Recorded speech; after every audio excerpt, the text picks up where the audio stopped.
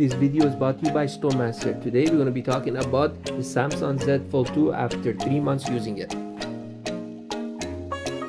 What's going on, everyone? This is your boy Kevin, back again with another video for you guys. Today I'm going to be talking about after 3 months using the new Samsung Galaxy Z Fold 2. I'm going to tell you guys the good thing about it and the bad things about it. But before we start this video, guys, please make sure you smash that subscribe button. There's a little bell right in the corner. If you press that, every time I make a new video, you get a reminder. So if you guys already know, this is a very expensive phone. Like, I mean expensive. But for the price that you pay for, you get a lot. So obviously you get a foldable display. You get a display in the front. And you get a full display in the middle. And the design on it is really nice. Like, honestly, look at this design. It's a beautiful design. And you hardly have any gap in the middle. And it's not like the old one, the first generation, that they had a problem with the hinge. This one, I've been using it for 3 months. And honestly, guys, I've been closing it, opening it like maybe 50 times a day. And honestly, look at this. It is the same like the first day I opened it out of the box. That's how good the hinge is on this one. The only thing I just don't like about this phone, guys, it is just the display on this phone. Like, honestly, you get so many fingerprints on this display that would drive you nuts, and it's so hard to clean it.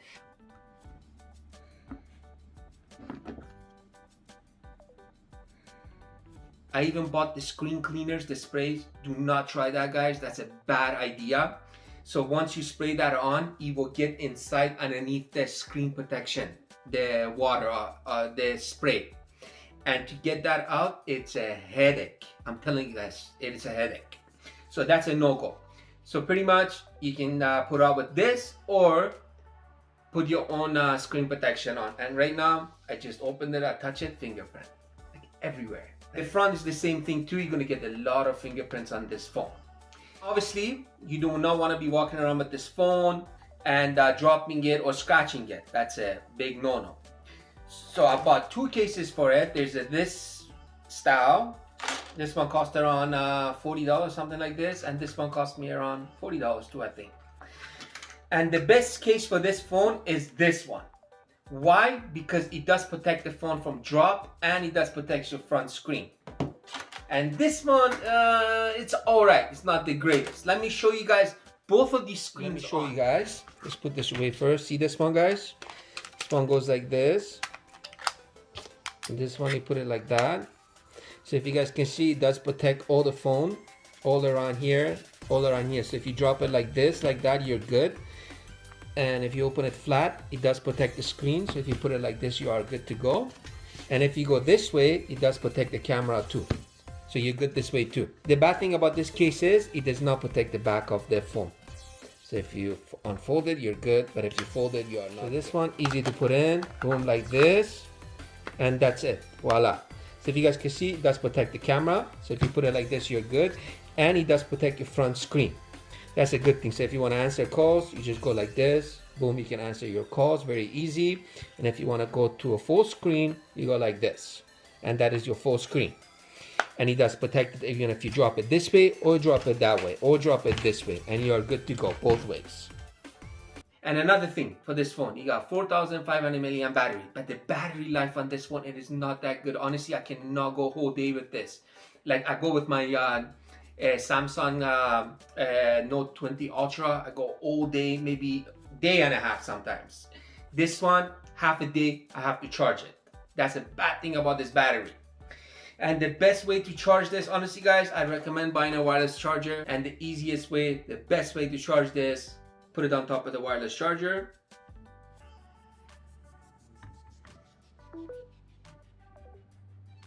And voila. Now let's talk about the display on this phone. Honestly, this is one of the most brightest displays I ever seen on any phone for having an OLED display, AMOLED, whatever you want to call it. And you're going to actually enjoy watching videos in this phone because you get a whole screen to watch videos on. Okay, guys, you can have a half a display. Let's press play. Or you can have full display. Or you can go like this. Or like that. Or you can go really full display.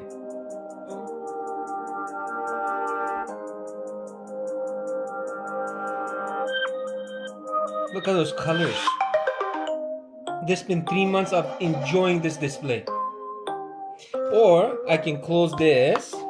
I can go in the front and watch it in the front, guys, just like that. Look at that. And if you don't want to have a full screen, you just want to answer calls, you just click on the side here, your fingerprint scanner, boom, you can just talk on the phone. And this phone has one of the loudest speakers I ever had any phone. They get so loud and so clear, you're gonna enjoy watching videos on this phone, or you're gonna enjoy playing games. The music I'm playing right now, it is no copyright music, so anybody can play this music. No copyrights. Look at that. Sounds so clear and nice. You get a speaker up there and right here. Covering them now. Listen to that, guys. Isn't that nice and clear? You're gonna enjoy it. This phone has a really fast fingerprint scanner. So if you want to unlock your phone, it's a snappy. Boom, boom, right there. And the face unlock on this phone, it is so fast. Like, you just have to look at it. Boom, unlocks. Let me show you guys what I mean. You guys can see, fingerprint is right there.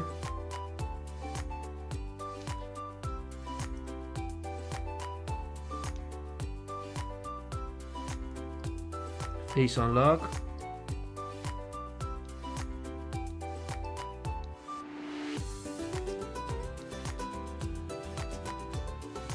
So pretty much so far, everything has been good about this phone, am I right?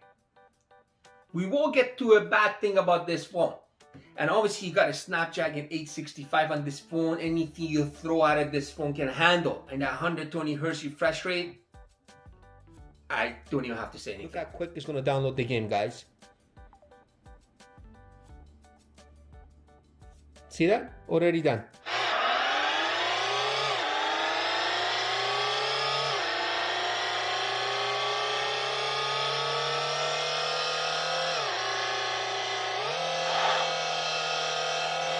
Now, I'm going to tell you guys, the bad thing about this phone is it is very heavy. Honestly, I cannot carry this phone on me all day in my pocket, or even putting my hoodie on and putting it in my side pockets.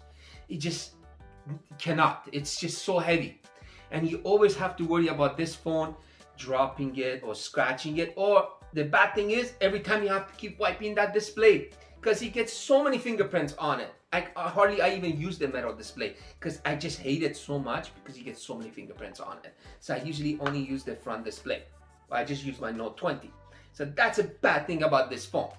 And this phone for camera, honestly, it takes beautiful picture. It takes like crisp, so detailed. And the video quality in this phone, if you want to take videos, it takes beautiful videos. The bad thing about the video quality in this phone is when you're using the stabilizer. So if you're using the stabilizer on a daylight, you are good. It will take nice videos and good stable. But if you're taking it in a room or in a little bit dark area, the stabilizer does not work at all. It's hardly you can even see the video.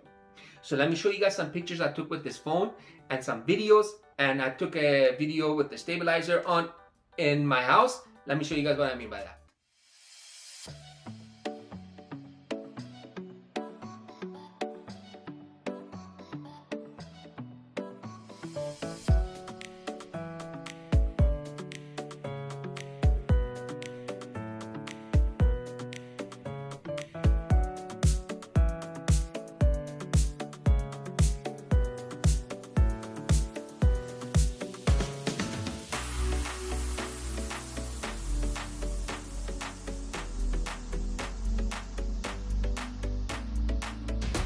We have the video stabilizer on. If you guys can see, it is not clear. It's like pixelless.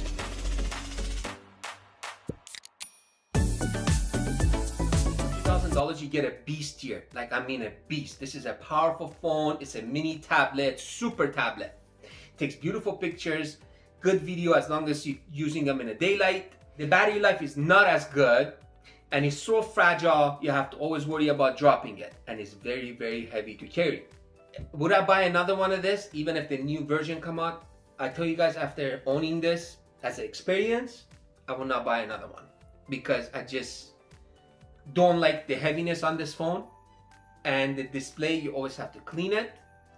And the video stabilizer on this phone, it is not as good, and I use a lot of video stabilizer. I'm always like jogging and videoing and etc.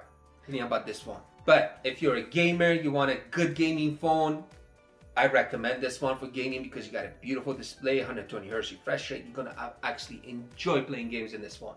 And if you want to watch videos, obviously you got a big display, you can do multitasking in this phone, and those loudspeakers, they're unreal. Personally, myself, I just don't like heavy phones, and I don't like cleaning the display all the time. That's my opinion. You guys let me know what you guys think about this phone. I'm gonna catch you guys on my next video.